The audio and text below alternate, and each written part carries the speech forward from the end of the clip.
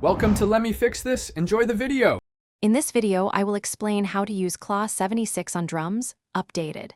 Dial down input until drums sit in the mix, then set output to match loudness. Use fast attack for tight snare and slower attack for punchy transient. Adjust release to taste so room and bleed breathe naturally. Blend quickly between 4 and 8 for character, and use parallel compression sparingly for glue without killing dynamics. In this video, I will explain how to use Cla-76 on drums, updated. Try a fast attack around the tighter settings to reduce peaks, then switch to a slower attack to let transients through for punch. Set release so the compressor recovers between hits without audible pumping.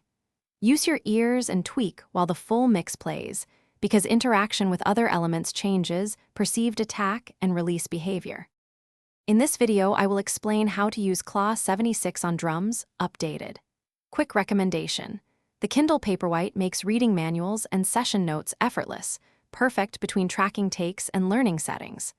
I find it handy for referencing plugin guides without screen glare. If you're enjoying this video, please subscribe and like, and check the description for the link and other deals. Now let's get back to the video.